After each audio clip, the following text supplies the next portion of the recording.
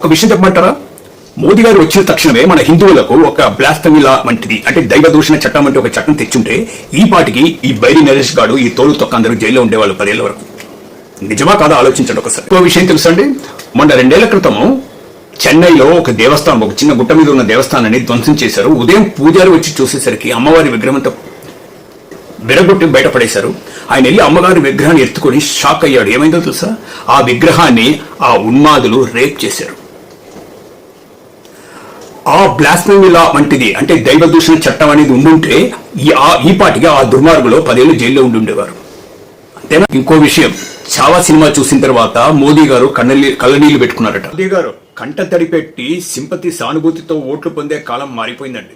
అసలు మీరు చేసి ఉండాల్సింది బలమైన చట్టాలు తెచ్చి ఈ రోజుకు అదే కొనసాగుతున్న అదే బలవంతపు మత మార్పిడిని మీరు అరికట్టాల్సింది. ఇంకో విషయం తెలుసా అండి, జగన్ గారి హయాంలో దేవాలయాల మీద దాడి చేశారు, ధ్వంసం చేశారు, రథాలను తగలబెట్టారు. పోలీసులు పట్టుకుని వాడు ఉన్మాది అని చెప్పారు. ఈ ఉన్మాదులు కేవలం హిందువుల మీద ఎందుకు పడతారు? మసీదుల మీద ఎందుకు, మన చర్చల మీద ఎందుకు దాడి చేయరు? దాన్ని ఎందుకు ధ్వంసం చేయరు? మసీదుల జోలికి ఎందుకు వెళ్ళరు? ఎప్పుడు ఏ ఉన్మాది కూడా ఆలోచించలేదండి. హలో అండి, నమస్కారం. కృష్ణబాలు టాక్స్.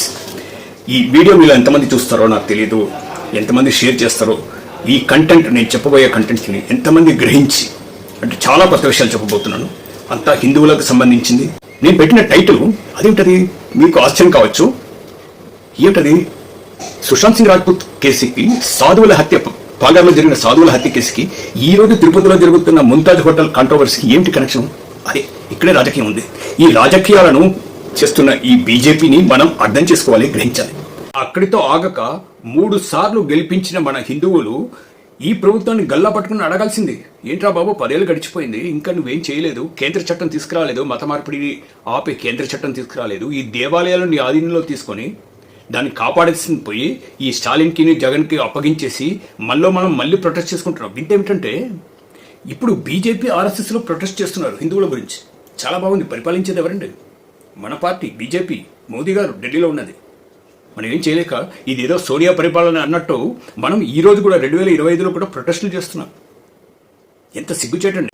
ఇటువంటి కేంద్ర బిల్లులు తేవడానికి ఆర్ఎస్ఎస్ బీజేపీ సహజంగా వాళ్ళు చెప్పే డిఫెన్స్ ఏమిటంటే మాకు మెజారిటీ లేదు రాజ్యసభలో అని. ఒక విషయం అడుగుదామండి, ఇక్కడ మెజారిటీ అనేది చాలా కొంచెం కాంప్లికేటెడే, కాదని కాదు. Absolute majority, simple majority, 2/3 majority, special majority అని చాలా ఏడ్చినాయండి. కానీ ఆర్టికల్ 370 రద్దు చేసినప్పుడు మీకున్న ఎలా మెజారిటీ సాధించారో ఆ మెజారిటీనే ఈ కేంద్ర మత మార్పిడి బిల్లును తెచ్చే మెజారిటీ సరిపోయి ఉండేది నా ఉద్దేశంలో. ఎందుకు చేయలేదు? మీరు